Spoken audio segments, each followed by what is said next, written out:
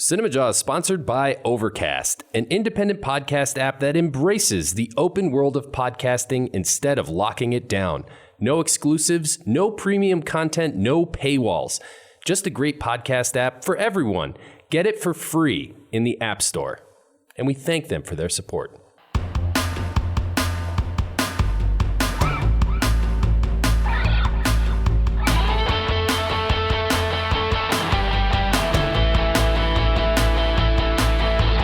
You're listening to Cinemajaw, the greatest movies podcast ever, recorded on location at Cards Against Humanity in Chicago. My name is Matt Kay, and with me is... Rye the Movie Guy, and sitting inside the fish tank is Filmy and Phil. How's it going, guys? This week on Cinemajaw, Matt, we go sightseeing. Oh, nice. Right? Yeah.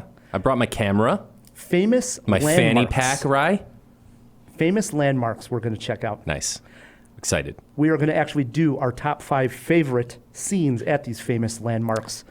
We're doing this in honor of Spiderman, the new one coming out, has a huge action sequence taking place at the London Bridge. Yeah. You've seen it in all the trailers, the commercials, the ads for it.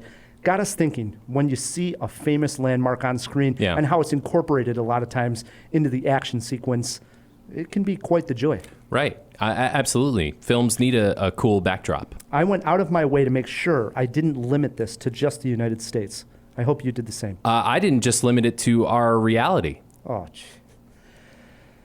boy. We just said famous landmarks, right? We didn't get specific. Well, helping us with this list is going to be a great guest who's going to be joining us. Yes. Curtis Matzke is here. He's a filmmaker. He's got a new one called The Orchestra, just screened at Cinepocalypse, and some other cool things going on in his life. Can't wait to talk to Curtis. Known him for a while, so I'm glad he's finally on the job. Friend of the show. Absolutely. Yeah. Besides that, we have even more going on. Right, Phil? Oh, yeah, you know it. We're also going to be going eye for an eye this week on Spiderman Far From Home. And we have reviews of Toy Story 4 and Yesterday. Oh, and Ryan, I heard that you got out and saw what you were saying is the worst movie possibly ever. Yes. Let's leave that right there, but I'm going to get to it right at the top of the show. Okay. I saw the worst movie I have ever seen since I've been going to the movies. But you have never seen any of the Troma movies, so take that with a grain of salt. Well, let me fill you in. Also, since we have a review of Yesterday, it is directed by Danny Boyle. Mm-hmm. I thought this is a good time for you to take Curtis on in Danny Boyle movie trivia. I'm so dead. So dead. Why couldn't you go for like a Yesterday movie trivia, films with Yesterday in the title? I wanted to go Danny Boyle. All right. Before we bring in Curtis, we are still celebrating the great Tilda Swinton. Indeed. Phil, take it away. Yeah. This week's Cinemajaw Tilda Swinton fact. Did you know that Tilda is also a huge fan of movies? Her favorite films are School of Rock, 2003, Alhazard Balthazar, 1966, Bruno, 2009, I Know Where I'm Going, 1945, Let the Right One In, 2008, and Kesai Barange, 1998. Kind of makes me want to revisit School of Rock. That movie rules. Why would you need to revisit? I watch it every year. I'm not suggesting it doesn't rule, but I don't know that it would top my list. And for somebody like Tilda Swinton to say... Well, I think that's Tilda how I feel about Swinton, Bruno. She would be a great person to watch a movie next to because she seems to be enjoying everything she does. So if that happens to be watching a movie, she's going to be enjoying herself to the fullest. Probably. She's awesome. Yeah. All around. I'm going to look at that list and write it down and check a couple of those out. I think I've only seen 3. You? I'd have to go over them again. Okay. So, good stuff. Yeah, indeed. It is a jam-packed jaw, Matt. As always. Yeah. Without further ado, we bring in our guest. Curtis Matzke. Oh, boy. Is a filmmaker. He has a new short out. It is a horror film entitled The Orchestra. Curtis, welcome to Cinemajaw. Thank you for having me. This is my first time making it down. I know. It's about time. You guys rescheduled me like 3 times.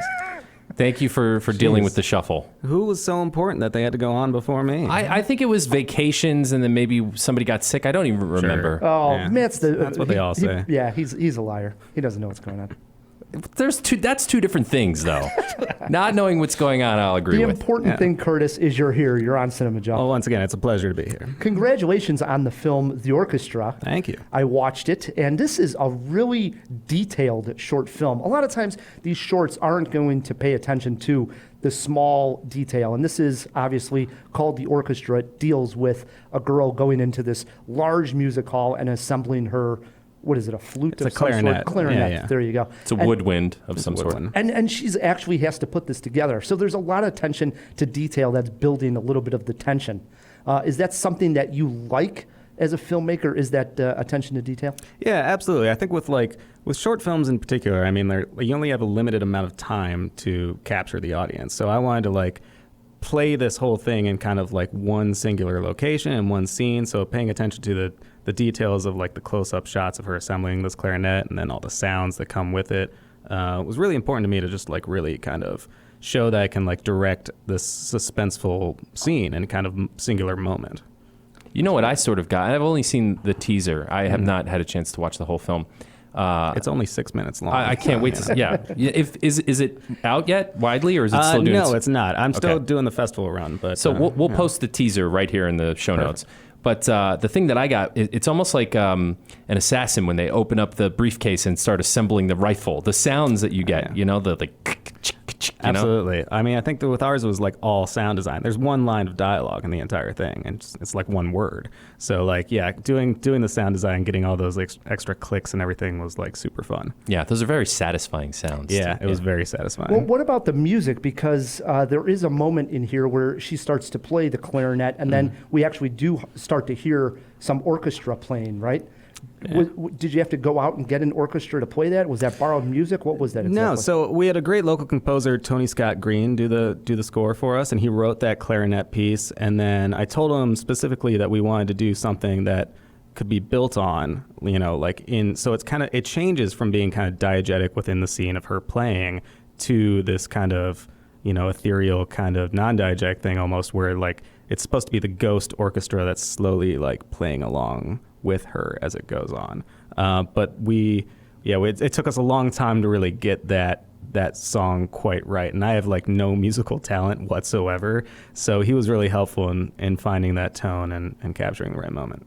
That's so important. I mean, because without that, you don't have the same sense of atmosphere. Absolutely. Absolutely. And the first one that he gave me, he's going to hate that I say this, but it came off a little Star Wars-y, kind of too big. Too big. I mean, it was a great, well-written piece, but again, capturing that tone that feels both small and big is really difficult. And it was also difficult because my actor could not actually play the clarinet, so she had to practice a lot. And Tony sent the piece to an actual clarinetist after he wrote it, and she recorded her fingers actually playing it. And then I showed that to the actor, who was able to mimic really well. Wow, that's interesting. Yeah, that was one of the most challenging parts in this initial pre-production stuff, as far as getting as close as possible. And then luckily we were able to, she didn't have to learn the whole piece, because that would have been way too hard considering our time and all this stuff. But she did a great job Julian Butcher is the name of her actor. And she did a great job at, capturing that just perfectly. Yeah. Now, when it's a horror short, do you try to then, once it's finished, get into horror festivals, or do you just put it out there for all kinds of short film festivals? And we should mention what's the strategy? It just screened here at the Cinepocalypse Film Fest. It did, which is a great festival at the Music Box right here in Chicago. It's a really weird strategy to figure out with a horror short in particular, because of course there are a lot of really big, really great genre festivals. But then there are a whole bunch of other festivals. I mean, there's Academy qualifying festivals and things like that sometimes have a horror block, sometimes don't. Sometimes they do, but they don't say that they do when you submit to them. But I've been trying to aim for a good mix across the board. So you're not just going for the genre fests. Yeah, I mean, for this one in particular, I do think it's not as, I mean, it's a horror film, but it's it's very quiet and soft. It's not gory or anything. It's more spooky. Exactly. So it's it could arguably be a little bit of suspense and stuff. So I'm hoping it can branch out to some of these other ones. It already has a little bit, but that's kind of the goal, to get a good spread across multiple cities and multiple kinds of festivals. So what got you into filmmaking? I don't know exactly. I went to Michigan State, and when I was in school, I initially started off studying kind of like biology and science stuff, because which is very different. Yeah. Though I've heard the story from other filmmakers who also started off kind of like sciences a little bit, or just had a passing interest at least in science, and then evolved into filming. I don't know if there's like a reason for any of that, or maybe the observation of things. Maybe. That could be it. Yeah. I think there is something probably there. But like before that, and like high school and stuff, I was into like art, and I was in, theater in high school. So I think there is kind of like a good evolution of going from like visual fine arts to like a little bit of performance in there, and then filmmaking, which is encompassing of all these different kind of elements. And I think that I've just always, liked movies, of course. So it just kind of made sense. It was more fun than, biology. Now, once you That's get done true. with the shorts and they run the festival, because this isn't your first short film, you have others in the canon, an impressive filmography going here. Thank you. Is there a spot where we could guide the jawheads listening to this to check out some of your other work? Well, my website, curtismatzke.com, or it's also unfurnishedfilms.com. They go to the same place. There are a couple on there. Soon, actually, one of my short films is going to be on Alter, which is a sponsor of Cinepocalypse. That short is called Splinter. So hopefully that'll be coming out later this month. And then I have another short film that'll be at Windy City next month, right here in Chicago, which is at Victory Gardens. And the name of that one? That film is King Hereafter. It's a short adaptation of a section of Macbeth. So it's a very different kind of movie. That was, again, just kind of like an experiment to try something different and see if we could pull it off. So a lot more dialogue in that one than this one. Real quick, how many films are you putting out a year? Like, what's your output look like? It depends, because it's like if it's things that I direct, those take more time. Right now, these are all still at different stages. I shot these other ones like a couple years ago, but then they go and they went on a festival run. But I also I produce. I'm in post-production for 2 feature films that I helped kind of co-produce that are like almost wrapping up. So it seems like a lot of things that kind of coming out at once. Films that have your name like in the byline. As far as director, probably a couple. I think that's 2 a year about. Yeah, I think so. Average. I think it's really important, especially as like an independent filmmaker, in my opinion, to just like keep up that kind of keep churning them out every year, because I think that you can get like stagnant and just not be loose with it. And each one that I do, I try and like challenge myself a little bit and do something like, I've never done something like that. So it's smart. Yeah. I don't know. Definitely. Again, for the jawheads that want to follow you along online, check out your films. Best place to do so online is? Probably my website, curtismatzke.com, or Twitter is just at curtismatzke. Everything is pretty much just my name, so I'm easy to follow. And we'll have some links in the show notes. No doubt. Plus, one thing I did want to mention, the Chicago Cinema Collective, which is a website you are behind, which is basically almost like a website for people that want to make films.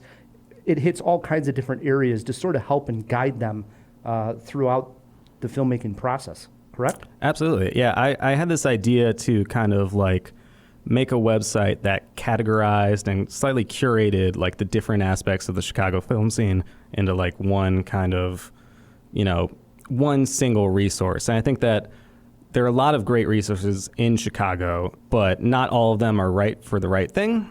But I think an independent place you can look at, all these different things, and is extremely useful for those who are like new to the city as filmmakers, but also those who are, very familiar, have been here for a while, like myself. Just like making the website, it was kind of like an academic kind of thing for me, making it just kind of a thesis project, I felt, after being here for 5 years and like understanding all this stuff that it seems like it shouldn't have taken this long for me to get. But it's very helpful to be reminded of a lot of these resources. Matt, That's great. You'll be happy to hear. So he's got different segments on there. One of them is press, right? So I clicked on it. Okay. And your in face there, pops up? Well, I'll say this. In there's like 4, I think, highlighted places to go to talk about and promote your film. Cinemajaw is one of them. Oh, absolutely. Hey, man. Thank you. On each section, there's about like 3 to 5 of my kind of favorite things, and then like a generic list of kind of other ones just listed. But then next to each of those 3 to 5, it'll be like more of a, like I said, curated, my endorsement kind of thing. I think we're is a on good there, one to Matt. reach there. So, Wow, honored. Thank you. Yeah, no, absolutely. Awesome. Curtis is sitting in on his entire jaw. It is Tilda Swinton month. Phil, do you got a question for Curtis?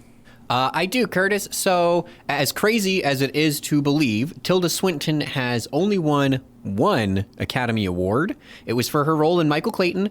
But out of every other fantastic role that she's had, what would you say was maybe her biggest snub or most also worthy of receiving an Academy Award? Oh, man. That is a really tough question. My first thought is Snowpiercer, because I think she's just That's a good so one. ridiculous and awesome in that movie, and so is like literally everything else in that movie. Agree. That's the first one that comes to my mind. I know that We Need to Talk About Kevin is probably one of the more surprising ones that She didn't win for. she didn't win for. Yeah. But Did you see Okja? no, I still haven't. I've been meaning to for a long time. I'm not saying it was an award caliber performance from her, but it's certainly worth checking out. Yeah. Do you know that she has her own teeth person? No. Yeah, What is she's a like- teeth person? I don't know. Like you mean like a whenever- dentist? Well, well, I hope she has that too. But like, she has her own like person for like every film because she has so many fake teeth in movies. So she has her prosthetics. go-to guy. Interesting. I know. So that's one of your facts. When for you reach Tilda Swinton's level, Ryan, you got your own teeth person. Yeah. No You know?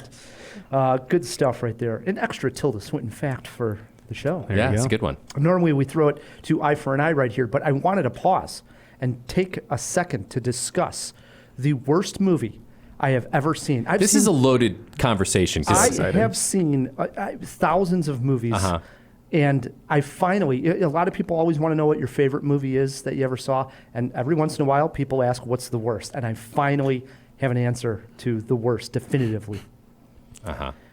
So to set the stage here, this festival that Curtis's film played at, and this doesn't say anything about Curtis's No film. reflection of no, sure, no huh? reflection, Yeah. because the festival itself is a wonderful festival. I've been covering it for a few years. It's also meant to play this exact type of film that you're about to Exactly. describe. So the opening of this festival was billed as the world premiere of Glenn Danzig's Veronica. Okay? Yeah. Glenn Danzig's Veronica. Now, Right. Glenn His Danzig, directorial debut. yes, is the lead singer of the Misfits. Who? Okay. I'm sure there, believe it or not, the majority of people listening to this probably don't know that. I just found that out a couple years ago. Wait. I had to be reminded of it. Yeah, I don't Really? know I was this. like, I didn't know who he was really when he they said always that. thinks like, "What? You're shocked." I'm like, I am wearing this I shirt- barely know who Glenn You're Danzig wearing is. a Misfits shirt I'm right wearing now. a Misfit shirt that I got when they played in Chicago in April. Okay, so he's making his directorial debut, and the moment was set up for something really special to happen in the theater. A, because it was the opening of the festival. B, Danzig, because he's Danzig, wasn't going to let anybody see this film. So it had no like studio backing. It didn't have like a publicist, and in fact, the film was delayed about 40 minutes, maybe 45, 50 minutes, because from my understanding from Ryan, GM of the Music Box, Yes, yeah. was that the film was actually delivered to Danzig, digital copy. Danzig's in Chicago. He gets it. He tests runs it at the Music Box and realizes there's 2 scenes in there that he didn't want in there. They sent him a bad copy, so he leaves with the digital copy and from the Music Box and takes off to go to supposedly an editing house here in Some Chicago post house downtown. to edit out these scenes. This is happening right before the festivals. Now, the theater fills up. It's sold out with nothing but Misfit fans. It's black shirts I and could leather not be jackets there. as far as you can see. Right. They're out of PBR about an hour in, and people are getting restless. And now Sounds like so much fun right he, now. They he were out comes of out on PBR? stage. Does everyone go nuts? Oh, everybody goes crazy. Multiple Chicago cops around him, way more security than Really? he possibly needs. And he Don't be talks- so sure about that. People want to take shots at Danzig. He For talks real. about how he From what I've heard about him, he yeah, did this. I can see why. You know, without the Hollywood system. And all right, here we Surprise. go. And it is basically a horror anthology, 3 stories being told. Yes. And when I say this is the worst film I've ever seen in my life, I'm not talking because it was supposed to be schlock and you were laughing along. And I thought maybe I missed that because I'm not the best judge of these because I think, God, this is really bad. But I mean... Yeah, you're not a genre guy. But let me get to the finish my point. Yep. But I mean, the costumes are laughable, but not laughable in a way where it's meant to be funny. It's just bad. The story is incoherent. Nothing makes sense in the movie. You really don't know what's going on in these stories. The Curtis, you acting's saw it too? terrible. I did not see Okay. it. I very much regret it after this description. Everything's just awful about this movie. Mm-hmm. It's got just weird nudity with eyeballs for nipples and all I kinds heard of about crazy that, stuff yeah. going on that makes no sense. And there were definitely laughter in the theater, but I mean this from being absolutely serious here, Mm-hmm. Matt. The laughter was like people were laughing at the film and how bad, not in the way like you would laugh with it, like there were even intentions. Danzig then gets up on the stage and How did his voice sound? even addresses this. How did his voice sound? This is Danzig. I can't do it, Danzig. I'm not asking you for an impression. I mean, did he sound good? No, was he I don't about to know. cry? No, but he even said he watched this up in the Balcony. balcony, and he was like, "You guys were laughing at things I thought were scary." You know, we're like, "Oh my God!" I started to feel more embarrassed for him as he was talking and describing his experience of watching the crowd. Now it ended, and this is why I know it was bad. I went up to David Canfield. This is the He's a horror Chicago guy. critic who's a horror guy Yeah. and genre guy. Right. And I went to him and I said, "Hey, I'm not the best judge of this, but I thought that was the worst movie I ever saw." And he's like, "I don't know what Danzig was thinking here. That was a hot pile of crap." And Curtis, you work at the Music Box part-time. Yeah, okay. You know the reaction. You've heard the same thing. This was complete garbage. Yeah, I can confirm that I've heard some stories about Danzig. I know that like the people at the Music Box have to be like a group of saints to have to put up with that guy. I know one of the people at the Music Box told me, he was like, "Man, my least favorite guest at the Music Box used to be Tommy Wiseau. Now it's Glenn Danzig."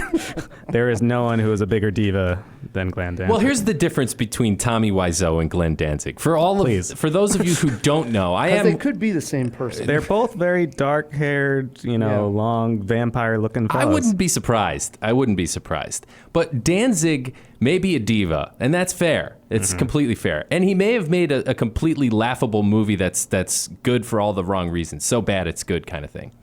Those things are both true. But he's also a punk rock and heavy metal icon who has certainly earned his place of fame in the world for his art. That doesn't mean he's going to be a good filmmaker. And man, is he a weird guy. Like, he is really into odd conspiracies and the occult and stuff like that. But, Okay. But I'll just that was say, my apologist Danzig take. right. Veronica is an absolute F minus if you can give it. It's unbelievably bad. Do you know how he got money for that movie? Did he just do it all Yeah, he himself? did a bunch of Misfits reunion shows. Let me tell you, that'd those do it, tickets yeah. are not cheap, Yeah. dude. Yeah, selling that shirt to you is probably what funded that Actually, movie. I got this for free on the ground in the pit. Oh, well. Just wait for the movie to All get right. it the same way. There's my take on Veronica. So Yeah, well, I'm not surprised. Thank you for enlightening us. let's pick the show back up with Eye for an So Eye. sad I wasn't there. Yes, this week on Eye for an Eye, Spider-Man Far From Home. Following the events of Avengers Endgame, Spider-Man must step up to take on new threats in a world that has changed forever. The film stars Tom Holland, Jake Gyllenhaal, Samuel L. Jackson, and Marissa Tomei. It is directed by John Watts, who directed the last standalone Spider-Man film, Homecoming. Rye, we throw it over to you, pal. I'm not over my Avengers fatigue yet by the time this movie hits us. I can't stand how they're making this big deal of Tony Stark not being with us anymore. I hate the Spider-Man Iron Man suit that he wears. I want it back to the old Spider-Man. I hate that the kids were supposed to have missed 5 years in the Avengers, but now they're all in high school and visiting they all Europe. got snapped away. Yeah, they were snapped I don't away, like dude. anything about it. Ignore. Matt? This guy, I swear to God. I mean, first of all, he's going to get his traditional Spidey suit back in Yeah, this it's in one. the trailer. Thank the It's Lord. it's in the damn trailer. And so is it like a dark, shadowy one. I don't know what that's all about. And but the kids being back in high school is so easy to explain. They were all snapped away. 50% of people on Earth were. In fact, 50% of people in the universe. Okay. All right. So all of your detractions are just completely idiotic. This movie is the one that everyone's waiting to see. What happens next in the MCU? In fact, I predict, and I don't think this is a crazy prediction, this will be the single biggest Spider-Man movie opening in the history of the franchise. It's going to just slay at the box office. Yes, I'm interested. I'm a little worried, though, Curtis? to be honest. Yeah, I'm really excited for it personally. Like, I think the MCU is at a point where it's going to get really weird. I think they're going to like open up to multiverse stuff, and it's going to get like super weird to let them do whatever they want now that their big long story is basically over. Phil? You're on your own, right? I'm interested too. I am a big Spider-Man fan. I would say my worry is that, especially after Spider-Verse just came out, my frustration would be I kind of want just a Spider-Man story. I don't want like an interconnected web. I just want one person, but I'm still pretty excited. That's a good point. Yeah. 3 interested, 1 ignore. I'm going to see it, though, Matt. We'll get Of a course you're review going to see out it. And you're going to be like, I liked it. I can't believe I'm saying this. Yeah. They're so fun. Yeah, Who we'll cares? hopefully have some fun. Speaking of fun, Matt, and speaking of new movies. Yes. Buzz, Woody, and the gang are back for their 4th adventure with Randy Newman back in the composer's seat and Inside Out screenwriter turned director Josh Cooley in the director's chair. Will this latest Life in Plastic be fantastic, or is it better off left in the box? Come on, Barbie, let's go party and find out. Forky is the most important toy to Bonnie right now. We all have to make sure nothing happens to him. Woody, we have a situation. I am not a toy. I was made for soup, salad, maybe chili, and then the trash. Buzz, we've got to get Forky. Affirmative. Why am I alive? You're Bonnie's toy. You are going to help create happy memories that will last for the rest of her life. Huh? What? Oh, yeah. Nearly 25 years have passed since the first fully computer-animated feature, Toy Story, graced the silver screens. Since then, the technology has come a very long way, Ryan, and it's on full display right from the get-go in Toy Story 4. It almost seems like the animators have to dumb down their look a bit to match the well-established character models of the Toy Story world. But the rain and the texture effects in the opening scene are amazing. Said opening scene takes place as a flashback to the Andy era, and for those of you keeping track, this film is set mostly in the Bonnie era, during a thunderstorm, and a toy is stuck outside where he may become lost. Woody, Bo Peep, Slinky Dog spring into action with a rescue mission to retrieve their waylaid comrade. The rescue ends with a new family buying an old toy from Andy's family, which is an emotional goodbye that does fill in a little gap in the Toy Story world. Flashing back to the present, and Bonnie's toys are about to go on a road trip, complete with a new favorite toy, Forky, a spork that Bonnie gives a face, pipe cleaner arms, and writes her name on, which is apparently the magic spell needed to bring a toy to life. Mystery solved. Sporky just wants to go back to being trash, but Woody is determined to keep Bonnie happy, his sworn duty as a toy, by keeping Forky safe and present on the trip. Adventure ensues, Ryan. Listen, if you're not moved by the sugary sweetness of this Toy Story film, then you just may have a heart smaller and more shriveled up than even Rye the movie guy. I'm beating up on you tonight, buddy.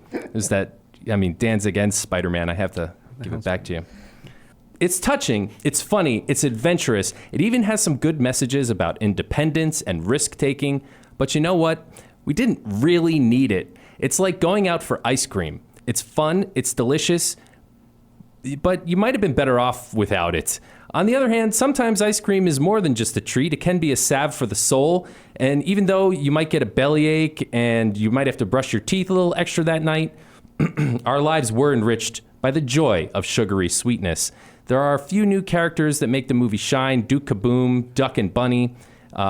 They brought the laughs, while Gabby and her minions brought some scares. It may not be nourishing, but Toy Story 4 is like a fun toy that it's supposed to be. It's no Inside Out, but it's worth seeing for sure. Oh, I agree with you there. You say do we need it? I think from the story arc standpoint of these characters, we really don't need it too much. Right. But what a joy this thing was. Yeah. I can't believe that as familiar as these characters are to us, Pixar is still able to be so creative in their telling of their stories and getting these characters in situations where, hilarious scenes would ensue. Something new would happen with be it Slinky or whoever the toy is. I'm stunned by that. And you mentioned the animation. Incredible. You're right. The rain scene in the beginning is like... It looks like a photo. It's absolutely gorgeous. And Yeah. there's a shot of Woody and this character underneath the car in Yeah. particular, where the rain is falling off the car. It's one of the best cinematic shots of the year. And this is computer animated at its best. I agree. It was literally incredible. I have to say, I laughed harder than I've laughed all year in the theater at a couple of scenes. Wow. So there were a couple of moments of genuinely hard laughs, and that was thanks to Key and Peele, mainly, who play Duck and Bunny. Yeah. Hysterical. While it's not my favorite Toy Story film, it sure kept the quality up that we've come to expect from Woody, Buzz, and gang. I'm a big fan. Did we need it? Not necessarily, but I like it. I'm glad we have it. I'm worried that we're going to see, and in fact, I don't need to be worried. I went into McDonald's today. I had to bribe my kid to go on a mile hike, so I said, we'll get a milkshake. And lo and behold, there's the kiosk of the Happy Meal toys, and it's Toy Story 4. I know if I go into a Target right now, that's the end cap. So if this thing makes enough money, we're going to get Toy Story 5, and I don't want it. I really think that the characters would be best served at this point to just be put on the shelf in the antique shop. You know, maybe someone will find them 25 years down the line and be like, oh, remember this? That's where they belong. Do I sound heartless? No, but I think we've sort of summed that up last week when we were going eye for an eye on the film. We all more or less said we'd like Pixar to be more creative with their storytelling than giving us sequels. So I think we're all on that same page. I'd like this to end it. I would have been happy if number 3 would have ended. Same. Yeah.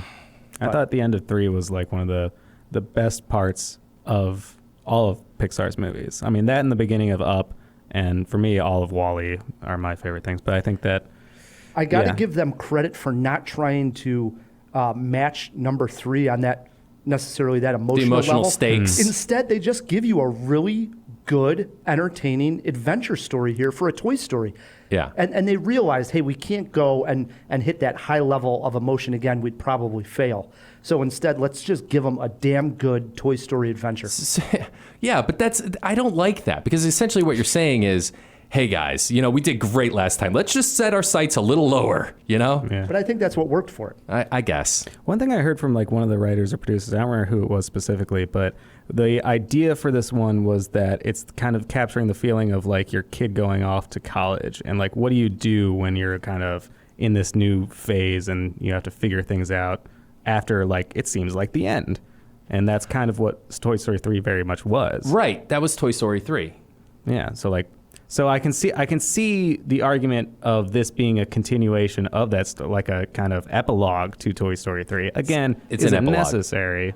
I don't know. Interesting. I haven't seen it. Bringing it down a little bit further, favorite scene, any concerns? Yeah. What do you got? Well, favorite scene-wise, I would say the nightclub scene in the antique shop when they walk inside of a gumball machine and there's some sort of pinball machine, and there's a bit of a speakeasy in there, and that's when we meet Duke Kaboom and his backstory. And he's voiced by Keanu Reeves. Keanu, right. His backstory is fantastic. I love that. It's great. I got a couple of highlights here. Key and Peele, as we mentioned, 2 stuffed animals called Duck and Bunny.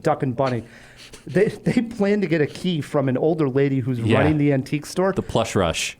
Wow, was that funny? That was so hysterical. Unexpected. Yeah. I laughed so hard I couldn't believe it. Also, speaking of Duke Kaboom, his cinematic scene where he has to have a very big, important jump take place.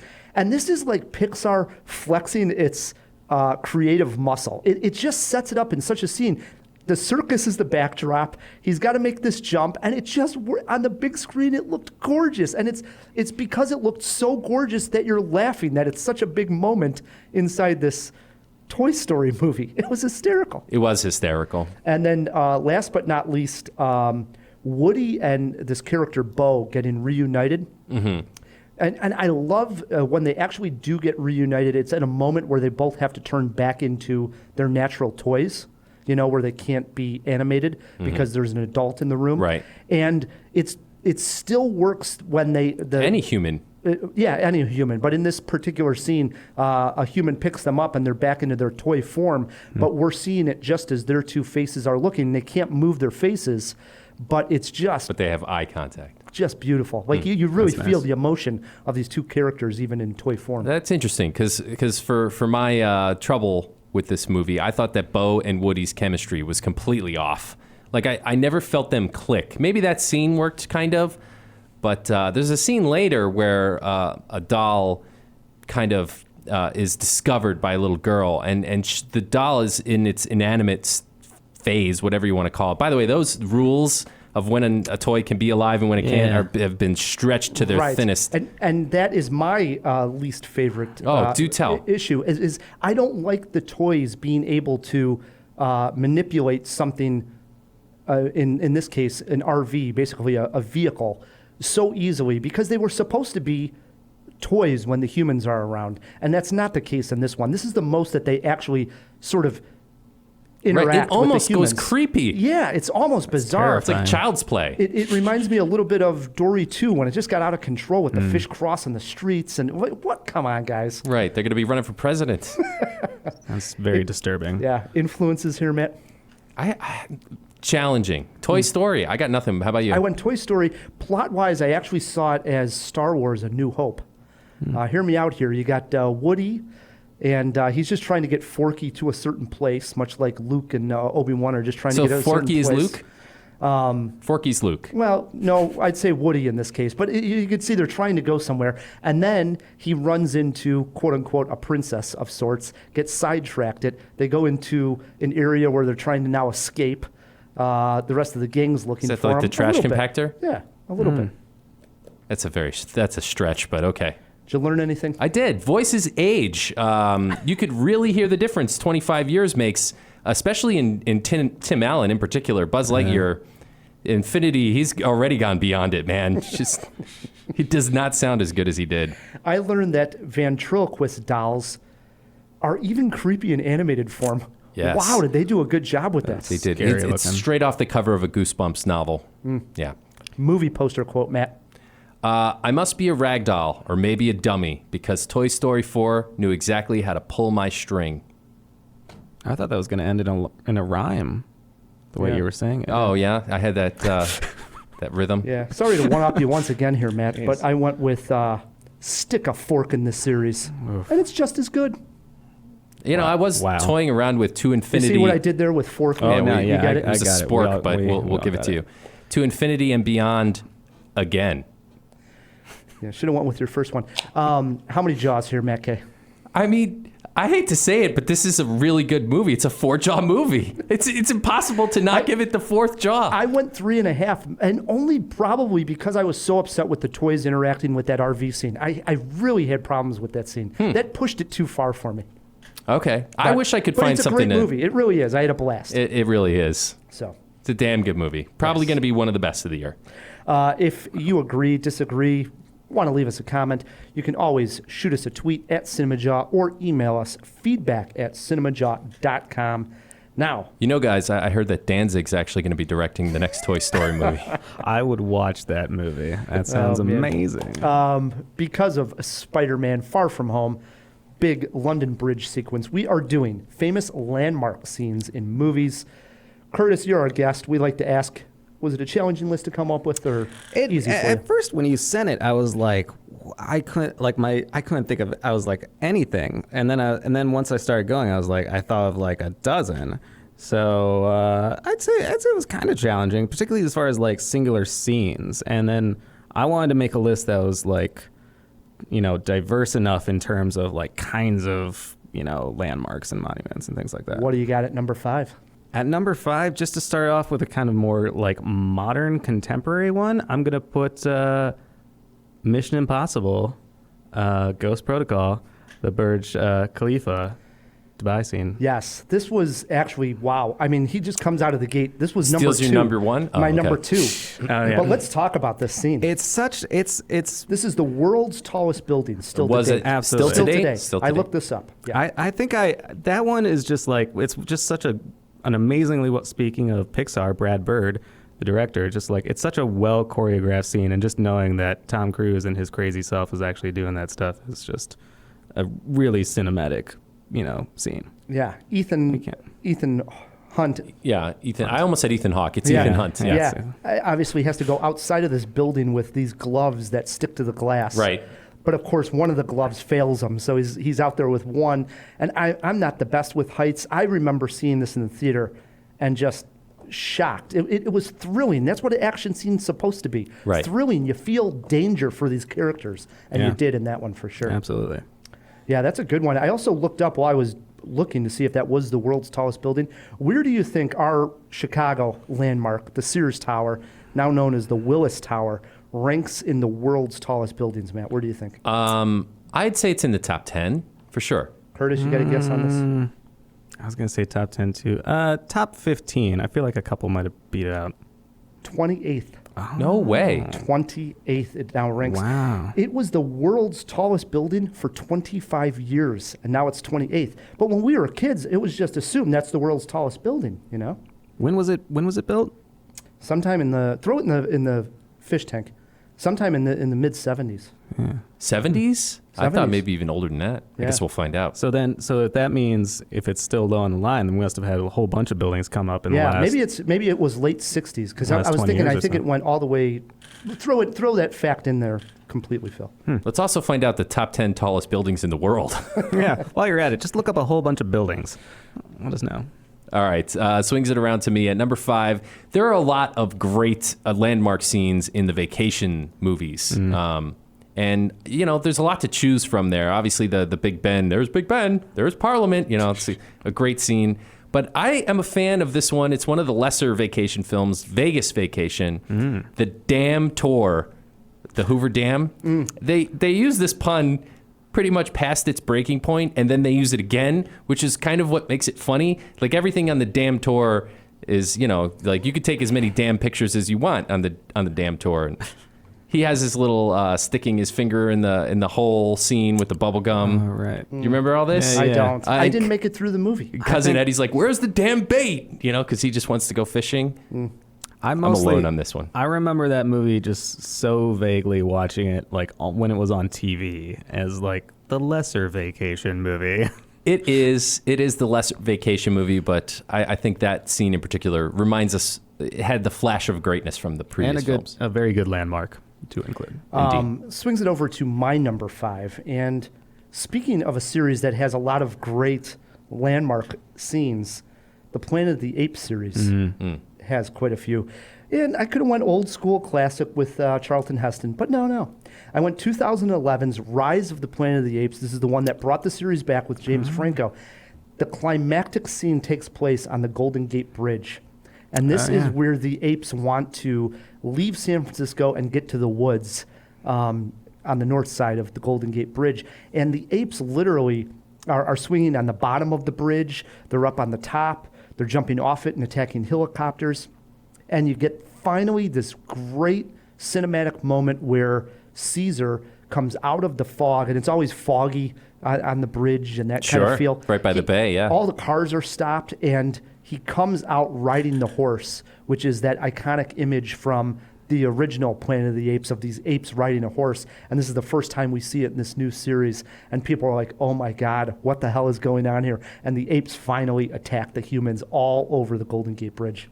Love it. That is a pretty great scene. I always forget how good that movie was. But, You got to catch up with the series, man. I really do. wait, when did you stop watching? I did. The Marky Mark one really put me off my Oof. Planet of the Apes. Yeah, these new ones are great, man. Yeah, they are. That's how so I've been told. All right, so the next one for me is, speaking of apes, going to go all the way back to 1933, King Kong, Empire State Building. Nice. This is a great pick, man. Well done. You can't not include it on this list. I want to include a whole bunch of like different like eras and, you know, populist movies, because I think that's what this list is really calling for, right? Like we want to see this big cinematic piece, and I think that like, I mean, I love the original King Kong so much because it's like,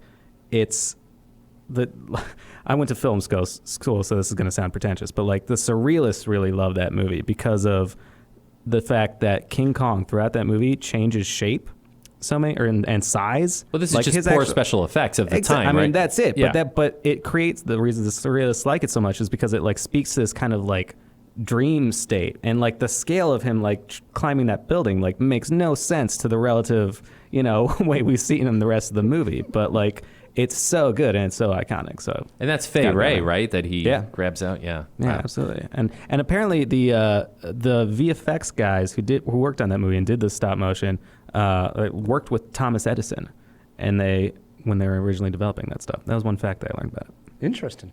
That is interesting. Yeah. It's a good one, man. All right. At number 4, I have the Statue of Liberty, staying in the same city.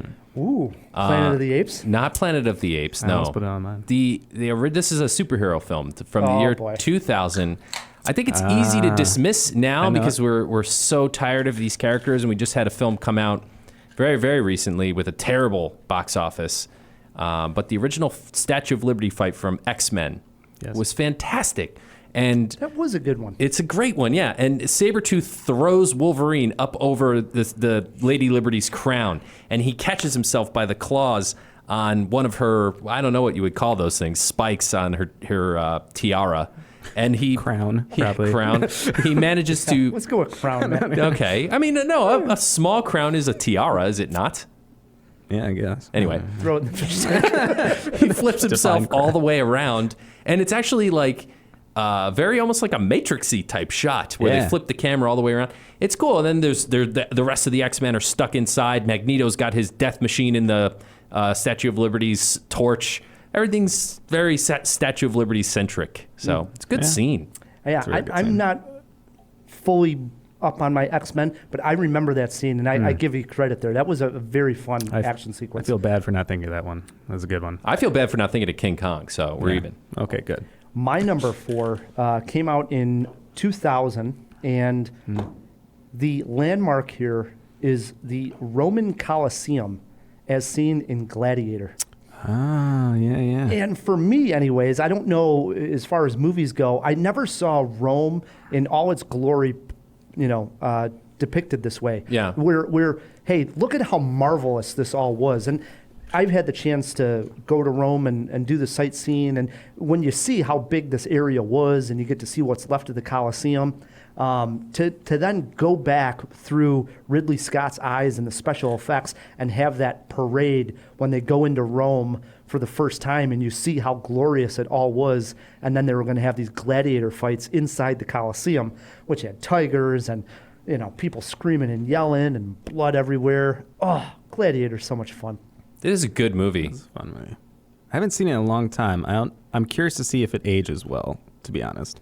I know the music is a lot better than I ever gave it credit for. When I went back, I watched it. I'm like, wow, yeah, this music, the score is excellent.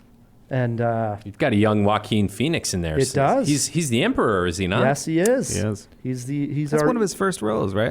Early on. Certainly an earlier one, yeah. At least known. Yep. Yeah. Love Gladiator. Love the Roman Colosseum. No arguments, man. Into our 3s we go. All right. My number 3 goes back to 1977. I wanted to do more of a natural landmark, and I chose Devil's Tower in Wyoming from Close Encounters of the Third Kind, which that whole end scene of them kind of climbing the mountain and just like, again, now I'm going to have that song stuck in my head. I can't do it. No, you got it. That's pretty much it. Right? Yeah, that's it. I mean, I think that and the build up to that, obviously with the mashed potatoes and everything throughout the entire movie, is just so iconic. And I think that I don't know, it's just like a great scene, a great. It's on the posters and the artwork, Absolutely. and it's just drilled into our memory of the movie. And another fun fact about that I looked up is do tell. That was the I believe, unless I'm wrong, I might be wrong, the first national monument established by Teddy Roosevelt in 1906. Can we throw that in the fish tank? I Just don't believe get some a word confirmation. Curtis is saying. It sounds like something I would make up, to be fair. Matt, what do you got at 3? All right, this is my oddball pick, guys, but there are 7 wonders in the world, right? And I was thinking maybe I'll put all 7 of them on my list, but this is a top 5 after all. So how do you get all 7 wonders on your list? You choose for one of your landmark scenes the 7 wonders of the world mini golf course that they make in the fantastically underrated Goldie Hawn and Kurt Russell classic Overboard. Yeah, this is definitely one of your worst picks of all time. No way, dude. You don't like Overboard? This is not. I have a not wonderful seen pick. Overboard. You've never seen Overboard? No, I have not. Well, don't bother with the remake. Okay. It sucks. But the original Kurt Russell, Goldie Hawn, Overboard. You don't like this movie, Ryan? I do like it. I mean, I saw it as a kid, and it was one of those that played all the time on cable. So you just saw it numerous times. It's when I very was younger. problematic through 2019 eyes. Let me just say that right out of the gate. Sure. But it was charming, apparently, back in 1987 or whenever it came out. Can we throw that in the jaw box? I'm pretty sure it was pre-90s. But the basic premise is she's a rich and snobby person who gets amnesia. Her husband does not claim her at the hospital, so Kurt Russell, who had done some work on their yacht, claims her, and he lives in the backwater. Yeah.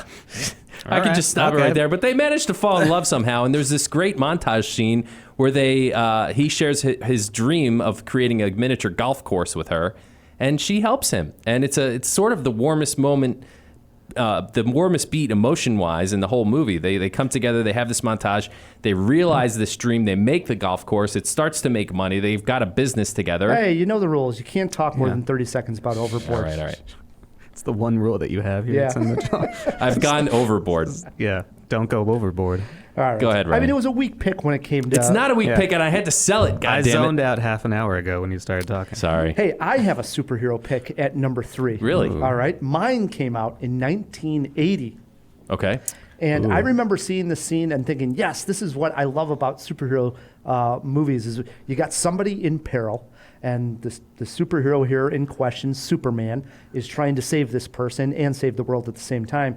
I'm speaking at the beginning of Superman 2, the Eiffel Tower, where Lois Lane is, for some reason, trying to get this great scoop for the Daily Planet, so much so that she's actually on the Eiffel Tower with like terrorists who are going to use a hydrogen bomb to blow up all of Paris. But for some reason, she has to get on this elevator.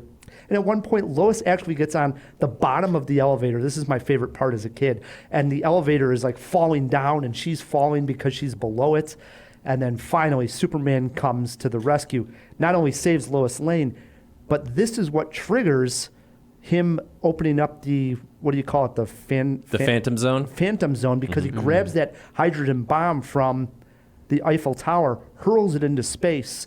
That is what blows up the Phantom Zone and lets the 3 bad guys out. That's how our So whole it's movie all starts. Lois's fault, is kind of what you're saying. True. Wow. Yeah. And then not only that, Way we're to put treated... the blame on the woman. We're treated right filmmakers, after man. to another landmark, the Niagara Falls scene, where Clark Kent sort of... Wait. Isn't that the one with Richard Pryor in it? No, that's that's 3. also number 2. Wait, what? Richard Pryor's in 2? No, No. I'm saying the Niagara Falls is also in 2. No, but I clearly remember Superman carrying Richard Pryor as they're flying past Niagara Falls. I mean, maybe that happens. But the one I'm talking Yes, about yeah, is I where think- the kid is playing with the handlebars, and then he falls off, and then Clark disappears and uses his glasses to save the kid. Man, you've seen these movies way too many Wait, times. isn't Richard Pryor at the Hoover Dam in 3? That It seems could be like- the Hoover Dam. It's Hoover some big Dam's in waterfall. number 1. What? Oh, you're right, it is. But I Yeah. feel like it's in more than one. Maybe it is, but I know it's in number 1. Which is the one with the sun guy? You know what? That's 4. All right. All right. My number 3 was the Eiffel Tower as depicted in Superman 2. Into the 2s we go. All right. Okay. You got to bring us up a notch here after Geez. those two. Okay. Don't worry, my number 1 is pretty bad, so we'll see. I'll say Mine's that. okay. No, it's not, Matt. No, I'm pretty sure you'll like I it. don't think Okay. so. All right. For my number 2, I wanted to choose a Chicago one. Oh, nice. So I chose from 1987 at Union Station, The Untouchables. This is The great.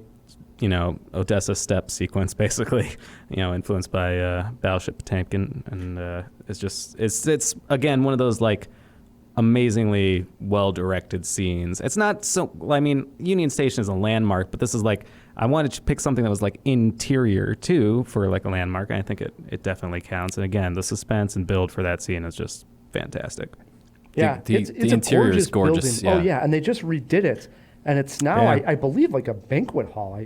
I'm not positive on that, but it's not a Union Station anymore. I don't think you can actually go into there and still get to the trains. Oh, yeah, you I can. think you Oh, you can. can? Yeah, of course. I just think, it's still in the Grand Hall, but like I think I don't know what used to be actually out there because It's a lounge. It's mostly like a holding area for Yeah. people. Because I go there all the time when I hop on the Amtrak. But Interesting. Quick Again. story. I got a untouchable story. My wife's friend is the little girl who hands the bomb to the guy in the beginning of the movie, who says, "Hey, mister," right? Oh yeah, And then she promptly explodes. You remember? You forgot your briefcase, and there was a bomb in it. So she died dead? She dies as a little right, but in her house, she keeps this in a cabinet. Is the positive the bust that they made of her? They had to put her in plaster and make this bust of her that they used for the special effect. when she exploded. Yeah, and That's she had awesome, to have like her the whole mouth open cast. like she's screaming. It's That's kind a weird thing to keep in your house. Well, why wouldn't you? If you were in the I would Untouchables, definitely keep it in my house. It's still like a she keeps it put away. weird. Okay. Mommy, it's not what is this? displayed. Serial killer or something. Right, right there next to all her other heads. All right, that swings it to me. Speaking of Mission Impossible, I love the scene where the Kremlin explodes in Ghost Protocol. I mean, one of the best special effects, period. It's just amazing. Like, how did they do that? It's the scale of it, and it doesn't look fake either. Like the football stadium scene in Dark Knight Rises, it looks like crap. Yeah. It looks like somebody did it on an iPad. Let's be honest. But this one just looks so real, and like I believed it. I'm surprised you're not on board with I this like one. this one. Yeah. This is a good one. I just totally forgot about it. Now Me when too. you're bringing it, it's like I'm thinking like, yeah, I do remember being really impressed with the special effects of it. Right. It's a ticking time bomb, like he's got to get out in time kind of scene. But then the Kremlin starts exploding, and the bombs are underground, so it's sort of like sucking him in as he's running away. Love that scene. Good one. That was good. My number two, in all honesty, was Mission Impossible, Ghost Protocol, the tallest building. So I'm going to fill one in here. I was teetering with putting this on my list, so I'm glad I get to mention it. And that is Big Ben Parliament being blown up and destroyed in V for Vendetta. I almost put that on mine as well. It's a good one. It all comes up at the end, and you have the music playing, and it's just glorious. Again, one of those special effects shots that's just so cool that's going on with a famous landmark such as... Right. It's set to the William Tell Overture. Yeah, it's good. It's very epic. Our number ones. All right, my number one is probably the stupidest one on my list, but I thought it was the funniest to include. So from 1997, the Las Vegas Strip, which has been featured in many a movie, but not quite the same way as it was in the Simon West film Con Air at the end when the plane crashes on the Las Vegas Strip, which What a crap movie. is so funny to me that I thought that was just like it's such an insane movie where it just like crashes into the hard rock, guitar, and like and what I found so interesting in that, as far as like, again, a big kind of landmark iconic kind of thing, is they actually did crash a plane into a hotel that was going to be demolished. So like that's like real. Obviously, like the hard rock thing is like models and stuff, but they had like one take to do it, and I just find that movie like so entertaining, and it's like pure terribleness, but classic Nicolas Cage, classic, It's Malkovich accent. too, right? Yeah. Yeah. Buscemi, everyone else. Tough to argue. Tough I to know. argue. Probably not number one authentic pick, but All right, I got one that I'm pretty sure Ryan is even going to like. This is the only documentary on my list, and it is back to New York City. We're talking about the Twin Towers, World Trade Center. The name of the film is Man on Wire. Nice pick. fantastic movie. Yeah, it is about the daring. It's called the most. What is it? It's like the artistic crime of the century. That's it. A man walks from Tower 1 to Tower 2 with no safety gear whatsoever. He's got a pole and a tightrope, and this was done by a real human being. Yep. And this documentary sort of captures the story of how it all went down. And to think of it today, I mean, in the sort of security climate we live in post 9/11, there's no way this could ever happen anywhere in the world, let alone in New York. But they did it. It's just a fantastic movie, and it kind of reminds you the grandeur of this landmark, which is no longer around. So it's a good one. My number one, also landmark here in the U.S., is Mount Rushmore, is the landmark. It's a good one. The director is Alfred Hitchcock. Well, of course. I'm speaking of North by Northwest. The entire climax of the movie takes place on top of Mount Rushmore, and you actually have scenes of Cary Grant climbing these basically on the faces. These are models, and they filmed this on stage, so he didn't actually get up on the mountain itself, but it's supposed to be like he's climbing on the faces of the presidents and, on Mount Rushmore. It's a pretty unique moment to pick such a landmark scene and then put an entire action sequence, especially we're talking 1959 when the movie came out, when you don't have all the effects that all the films we've mentioned have. He's really you got a doing master of cinema behind the camera, though. But he's doing this probably with like models on, a soundstage to mimic all the close-ups, and then just using, a couple of wide shots to show the actual Mount Rushmore. And it comes off beautiful. I love the movie. So. Have you ever been to the real Mount Rushmore? No. I have not. Me neither. I hear it's smaller than you would imagine. Mm-hmm. Yeah. Like the Alamo. Yeah. There's no basement there, Ryan. Honorable mentions before we go to break. I got one. Lower Wacker Drive, The Dark Knight. I don't know if that it's a was on must. my list, too. It's not. That's not. It's a landmark, It's though. not a landmark either. I think people get to Guys, the city and they're it's like, a take me to road. take me to Lower Wacker Drive. I want to see where the It's a road under a road. I was in a buddy's car. He turned off the radio and he started like humming the Batman sequence. It's a landmark, iconic scene. yeah. But I think it's more of a landmark now because of that scene. Oh, so. well, that's true. That's true. Any honorables? Well, I was surprised that no one mentioned the end, or not the end, but like the big alien attack in Independence Day. Oh, which brilliant. encompassed multiple landmarks, Right. particularly the White House, obviously being demolished. I was trying to come up with a good White House one, but I just Olympus Has Fallen, Ryan. not worthy. White House Down. I mean, they made 2 movies about it a year for a while there. Yeah. I had Statue of Liberty from the original Charlton Heston Planet of the Yeah, Apes. me too. Cloverfield as well. Sure. Yeah. I wanted to get Notre Dame on, especially after the tragedy Oh. we had over in Paris with it burning.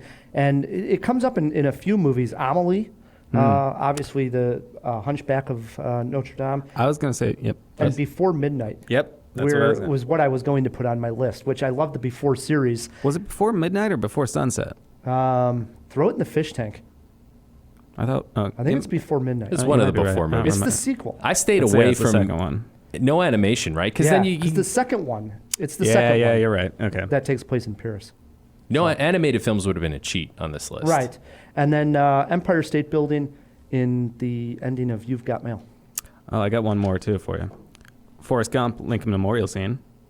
Oh, he goes all over. And back to National Lampoon's, the first one, Grand Canyon Grand scene. Canyon, nice. I don't know how. And then you go Thelma and Louise as well. Sure. I mean, Spider-Man Homecoming has a great, Washington Monument Right? scene. It does have a really good Yeah. Washington Monument scene. Huh. There's good ones. Would've been the easiest if tie-in. we missed your favorite scene that has a famous monument in there, shoot us a tweet at Cinemajaw or an email, feedback@cinemajaw.com. What we're going to do is take a break, and when we come back, Matt is taking Curtis on in Danny Boyle movie trivia, plus a review of Danny Boyle's latest film, Yesterday. Stick with us. Let's all go to the lobby. Let's all go to the lobby. And now, in honor of Cinemajaw's Tilda Swinton month, the woman of the month answers the door, and we need to talk about Kevin. Good afternoon, ma'am. I hope this isn't an inconvenient time. Well, it is, actually. Well, we just had a couple of quick questions for you. What's this about? Do you know where you're spending the afterlife? Oh, yes, I do, as a matter of fact. I'm going straight to hell. Eternal damnation, a whole bit. Thank you for asking. Okay? Delicious things to eat. The popcorn can't be beat. The sparkling drinks are just dandy. The chocolate bars and the candy. So let's all go to the... Hey, Jawheads, it's Matt K with a quick reminder of June's riddle. It is this. This riddle is not a dream, nor is it impossible to solve. You know that I have acted on stage with Michael Keaton. You know that when I was young, I was married to Ben Stiller. Hell, you even know the weight of my soul. I've had jungle time with Jack Black, and now that you heard this riddle, you have 7 days to answer it. Who am I? Write us at feedback@cinemajaw.com with your guess, And one lucky winner will get a prize pack or the chance to take me on in trivia. Good luck. To get ourselves a treat. And we are back on Cinemajaw, hanging out with filmmaker Curtis Matzke. His new short film, The Orchestra, just played at Cinepocalypse here in Chicago. Cinepocalypse. Yeah. Cinepocalypse. Did you see that? Did you see that thing on Twitter with that one guy saying it's Cinepocalypse? Never mind. No. Well, no. Was it funny? It was. I can't remember his name. Glenn Danzig. Never mind. They bought like a promo. What's that? There's like an app where you can like just message celebrities and they'll give you like a shout out for like $100 or something. Oh, I see. Really? Yeah, it was weird, but the whole time he was like Cinepocalypse. I'll think of the name eventually of who it was. That would make it a better story. That's funny. Then like halfway through trivia, you're just gonna be like, "It was Danzig." Well, I did want to bring up remembered that you're helping the Music Box out at times, and you're actually doing some filming for them. They have some filmmakers come through town. One of them just recently was Werner Herzog, a favorite of ours on the show. Of course. And you actually got to interview Werner, set up the camera, and what are they going to do with all this footage that you're shooting over there? Absolutely. It's the Music Box 90th birthday. So That's insane. It's insane. And I've been fortunate enough to get a chance to like help them with their tribute video. So they're going to be doing this tribute video. It's going to be like 10 to 15 minutes long. That's going to be screening in the theater, I believe, in August. And some content released online before then. But yeah, I got a chance to like hang out with Herzog, Alex Ross Perry, Michael Shannon, and Herzog was great. Of course, I was trying to like stay in my lane and just like focus on the camera and stuff like that. We were like setting up the interview, like someone was explaining to him like what this is for and you know all this stuff. Yeah, my favorite part though was he just like while that guy's explaining to him, he like slowly turns over to me as I'm by my camera and just like extends his hand to shake my hand and just like it was just like super cool that he just acknowledged the guy behind the camera doing the interview. So it was awesome. A true documentarian. Exactly. Yeah, exactly. He knows who to thank. He's awesome, man. Yep. Again, for the Jawheads listening to this that want to check out your website, follow you along online, the best place to do so, Curtis? Probably my website, just www.curtismatzke.com. Do it, Jawheads. Do it. Before we get to yesterday review and play some trivia, we threw a bunch of items into the fish tank. Yeah. I do want to talk about a famous landmark. The fish tank here on Cinemajaw. Right? This really is a landmark. I mean, there's like the Leaning Tower, and then there's the fish tank. Yes. The fish tank has a lid. Let's open it up. Wait a moment! It's fish! Isn't it? DC! Wake up! Wake up! No, Pat, it's a giant glass bowl. Hey, there's some fish folk. Who's coming with me besides Flipper? Here. That's a Sicilian message. That means Luca Brasi sleeps with the fishes. You're gonna need a bigger boat. Hey guys, thank you so much for letting me out. I would say that this is probably the closest that I'll have to a famous cameo landmark, is being in here. And it's an honor to be out this week. We do have a lot though, so I'll get right into it. The note that I wrote to myself is just Sears Tower ? Because there was a lot of stuff that we had asked about it. So I'll start by saying that it was built in 1973 at 1,450 feet tall. And it was the tallest skyscraper until the Petronas Towers in Malaysia were built in 1998.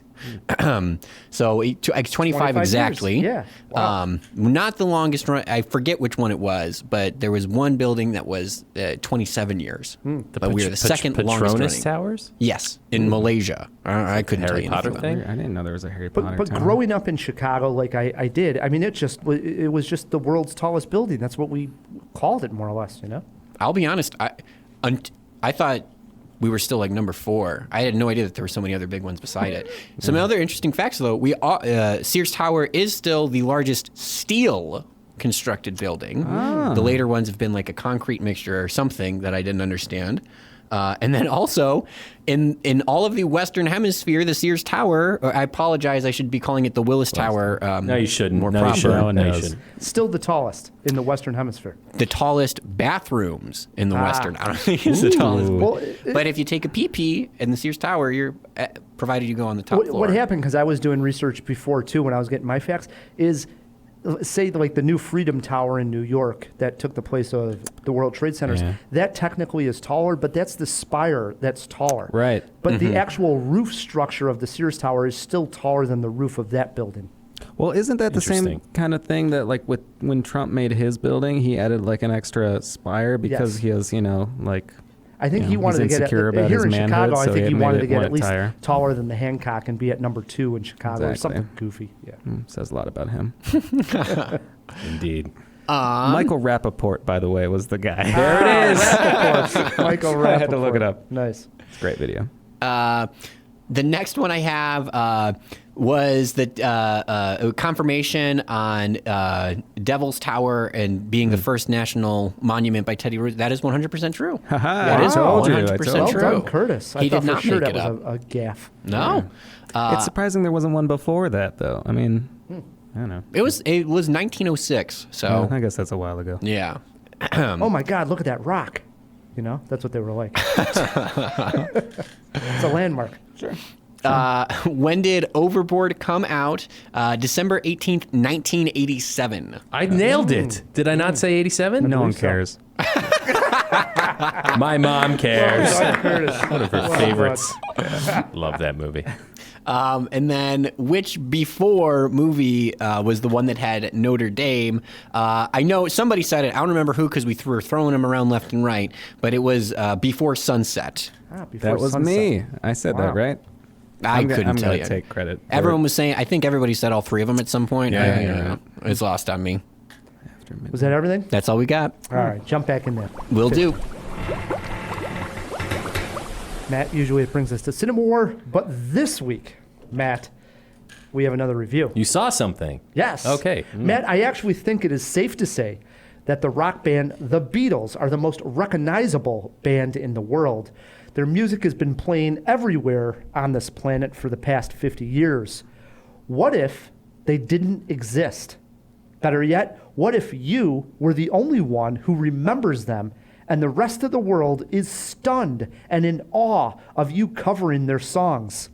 That is the premise for Yesterday, the latest film directed by Danny Boyle. I jumped in my yellow submarine, crossed the strawberry fields, all the way over to the theater to check it out. Oh, I believe in yesterday. When did you write that? I didn't write it. Paul McCartney wrote it. The Beatles. Who? John, Paul, George and Ringo, the Beatles. No. Stop it. Yesterday. It's one of the greatest songs ever written. Well, it's not Coldplay. It's not Fix You. Jack Malik is a struggling singer-songwriter who is about to give up. After another disappointing show, he is going to give up on his dream. That night, on his way home, he's involved in an accident. A mysterious blackout takes place where the entire world loses electricity. When Jack is better, he's given a guitar and begins to play the song Yesterday for his friends. Jack is shocked and befuddled to find out they have never heard of it, nor have they heard of the band The Beatles. Something strange happened during the blackout, and no one in the world has heard of the band or their songs. So when Jack begins to sing these songs, he becomes a superstar overnight. He signs a deal with an agent, hits the studio, and embarks on a tour. However, doing this means losing his girlfriend. In the end, Jack must determine what he truly wants, love or fame. The idea of one person knowing who the Beatles are is a creative one. Sure, on screen, Jack is the only one who knows these songs, but we, the audience, also do, and the script has a lot of fun with this. A scene where Jack is playing Let It Be for his family in particular is quite funny. However, this is really a one-joke pony. I wanted the film to explore the brilliant songs of the Beatles more, perhaps have people asking Jack where his inspirations were coming from. Instead, it keeps this aspect as a shallow joke. The last third of the film plays out like a corny, romantic comedy. Himesh Patel plays Jack, and Lily James plays his girlfriend, Ellie.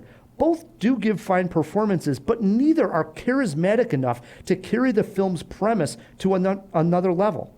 We do get 2 fun supporting roles, one from the ever-funny Kate McKinnon and the other from singer Ed Sheeran, which was out of left field. This did not feel like a Danny Boyle film. It needed more of that Boyle energy that he usually brings to the screen.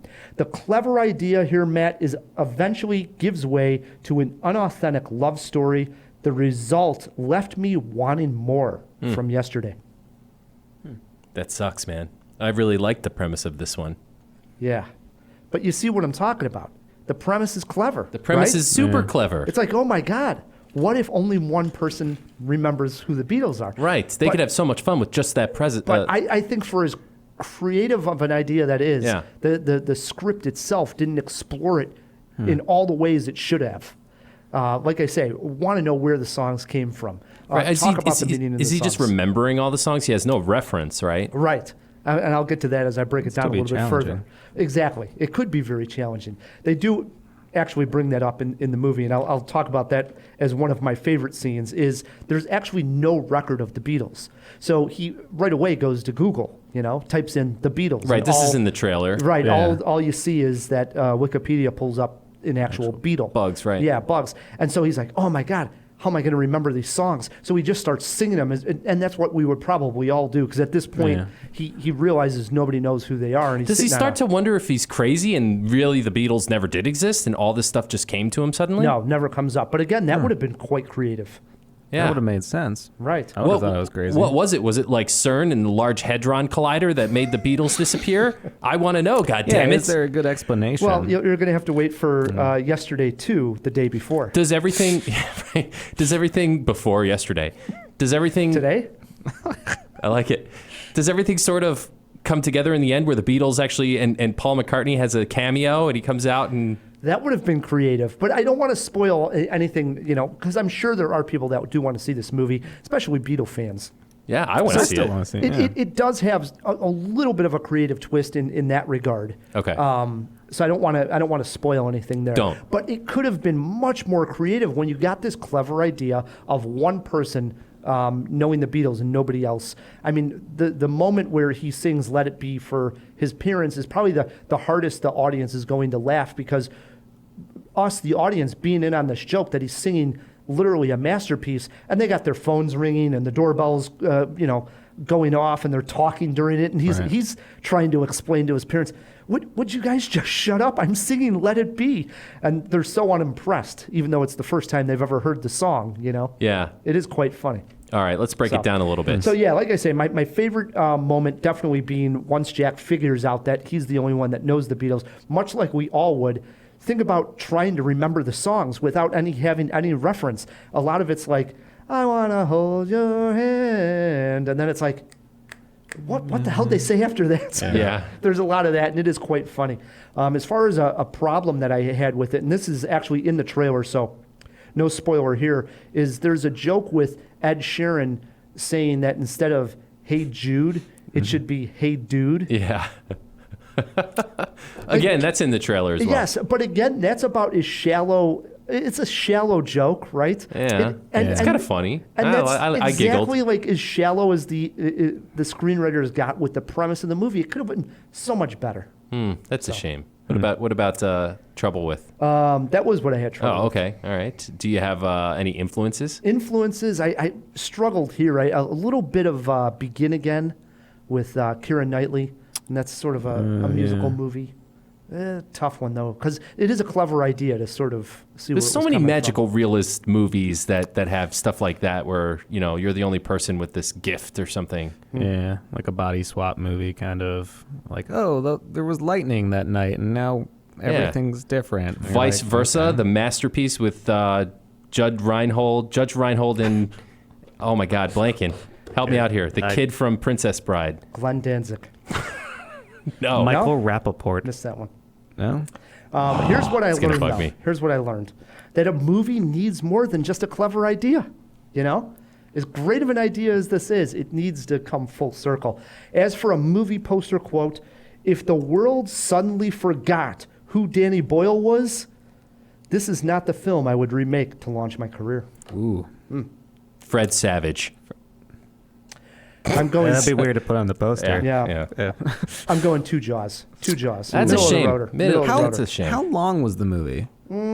Hour and 45, I want to say. It's a little long for that kind of movie. Yeah, it really turns too much into a romantic comedy at the end. Just explore the idea of him being the only one that knows the Beatles songs. You could have went so many other places than resorting back to more or less Rom-com. a generic rom-com formula at the end. I can see that. And I think that was the weak point of this. Bummer. So, yeah. Still going to see it. Yeah, I still want to see it because I like the Beatles. Especially if you're a Beatles fan. You're going to get a kick out of some of Right. the songs that they play. Who isn't? Yeah. It's fun. Two Jaws for yesterday. Opens wide, I believe, on the 28th. So there we go.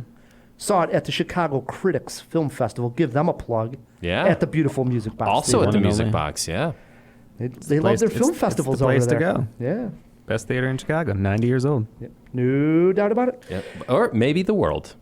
Maybe. Maybe. I haven't been to a lot of other theaters, so yeah, it's probably up there. For sure. Top 10. Speaking of landmarks, speaking of trivia, speaking of Danny Boyle. Ooh. I don't know where I'm going with this, but we got Danny Boyle Me movie neither. trivia. Yeah, that's where we're going with it. I don't know if that's speaking of landmarks. All right. He's a landmark filmmaker. Okay, Curtis- yeah, that's true. Yeah, there you go. That's what I was going great. for. Yeah. Curtis, you're our guest. You get to choose if you want to go first. Let Matt K go first. Ooh. There are steals, and if you get hung up on any questions, fill me I in. feel like Phil that's going to happen. will help you out. Phil's got clues to all the questions. They do start out easy. They start out easy. In that case, I guess I'll go first. Question number 1. Glenn Danzig has only... Damn it, I didn't get the Danzig question. Yeah. Question You'll get number that 1, for real now. Danny Boyle has only directed one sequel in his entire career. It came out in 2017. Name the movie. Trainspotting 2. That's it for sequels with Mr. Boyle. That's the easy one. I'm dead. I didn't even see the movie, but I just knew that. I saw Trainspotting 1, which is a brilliant movie. Yes. Question 2 over to Matt K. Matt, in 2015, Danny Boyle directed Steve Jobs. Who played Jobs in this version? Michael Fassbender. Easy ones are out of the way. 1-1, question 3, back over to Curtis. Danny Boyle directed Leonardo DiCaprio in one film. It also starred Tilda Swinton. It came out in the year 2000. Oh, man. Leonardo DiCaprio in a Danny Boyle directed film. Tilda Swinton, who we're celebrating here this month, also in the film. Name it. I'm drawing a blank. I need a clue. You want the clue? Well, you now? only get- one. Actually, I only get one? Yes. How many questions do we have total? 8 questions. Okay, I do not know. That's I do not know is incorrect. Matt, you got a chance for a steal here and to take the lead. 2000. Danny Boyle directed Tilda Swinton and DiCaprio. Basketball Diaries? Incorrect. We're looking Is it Sunshine? No, he's not. The in that. Beach. We were looking for The Beach. I completely forgot that movie existed. Till just now. Still 1-1. Question 4 jumps back over to Matt K. Matt, name the Danny Boyle directed film that starred James McAvoy and Rosario Dawson. It had to do with thieves and hypnotism.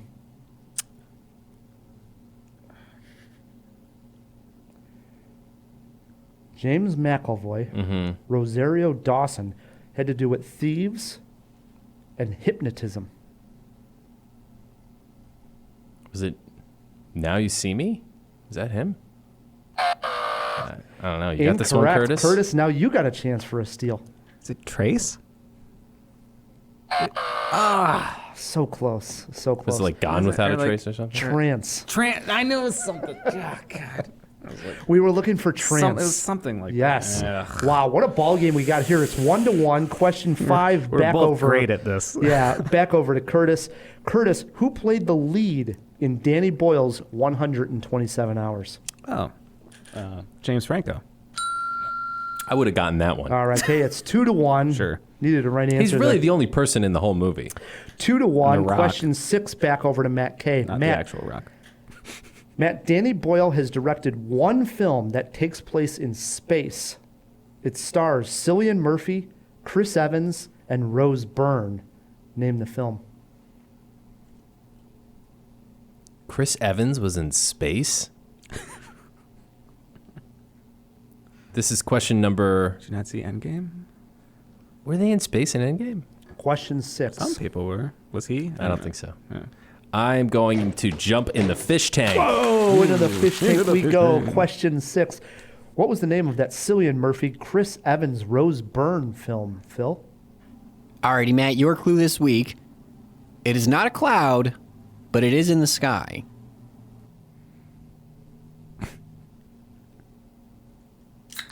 Wow, that is the worst clue in the world. Yeah, Not a that's cloud, pretty but in bad. the sky. There's a million things that aren't clouds in the sky. There's birds, there's stars, the sun, the moon. Not a cloud, but in the sky. Airplanes, Superman, right, Ryan? I will go with the sun. I got nothing. You? Well, take it away, Curtis. Sunshine. I mean, in defense of myself in the clue, you basically did say it, Matt. I mean, I come on. mentioned it earlier. You did. Like, I was like, oh, crap. Did he just hear me? 3-1. I did not, clearly. 3-1. Curtis. Wow. Question 7 is over to him as well. Curtis, you can win it right here on a walk-off. Danny Boyle's Slumdog Millionaire won Best Picture Oscar. Name the actor who played Jamal, who was playing the game Who Wants to Be a Millionaire. Oh, man. You do have a lifeline if you need it. Dev Patel. Wow. Impressive. Impressive. Impressive. I know it's 4-1, Curtis. The ball game's over. Question 8 over to Matt K. Ewan McGregor. Get a load of this. Yeah. Ewan McGregor appears in Boyle's first 3 films: Shallow Grave, Train Spotting, and this dark comedy that also starred Cameron Diaz and Holly Hunter. Name it. Dude, this is a really tough question. Yeah. It's question 8. Oh, Matt. He Cameron wants everything Diaz? easy. He wants everybody to get a trophy. Cameron Diaz. No, I don't. Not on this podcast. Cameron Diaz. Dark comedy. Uh-huh. Did you Danny say- Boyle's third directed film. Train Ewan Spotting. McGregor, Cameron Diaz, Holly Hunter. You have one clue left. I do? Yeah, Oh. believe it or not. Oh, that's amazing. Hey, fill me in, Phil. Alrighty, Matt, your clue again. This is not an ordinary clue. That's the clue? Did that help you, Curtis? This is not an ordinary clue. Is it sunshine? It's Glenn Danzig. Any guess here, Curtis? We don't have the year or anything. I don't know. I got nothing. Ordinary clue because the film was A Life Less Ordinary. I never would have gotten that. No. Clearly, me neither.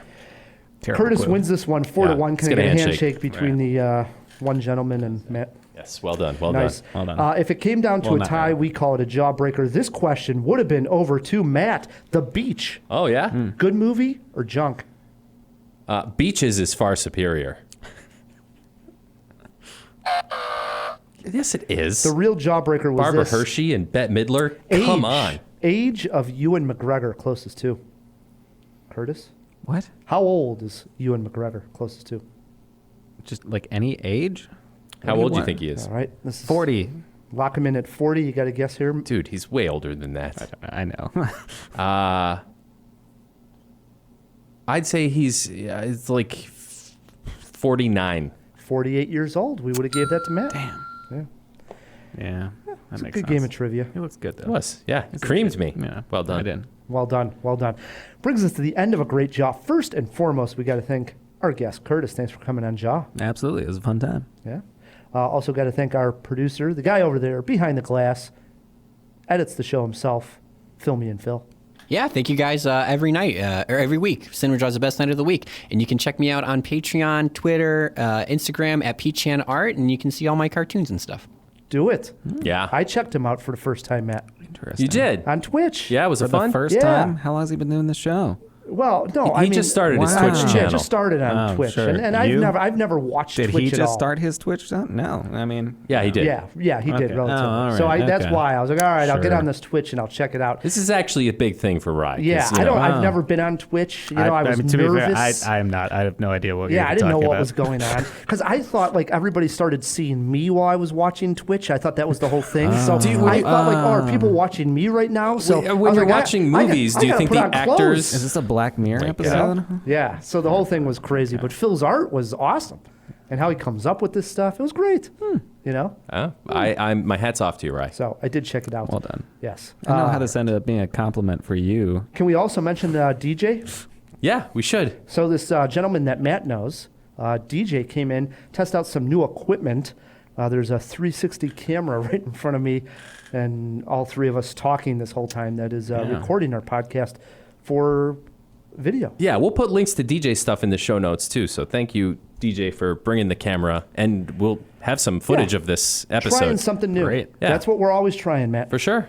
We also got to thank our sponsors. Yes. Thanks to Overcast and the Chicago Podcast Co-op who help us get cool sponsors like them. If you want to support Cinemajaw, the easiest way to do so is by leaving us a review wherever you are listening to this podcast. And while you're there, please click subscribe, one extra button, and it really helps us. Until next week, I'm Ryan the Movie Guy. I'm Matt K, and keep on jawing about the movies.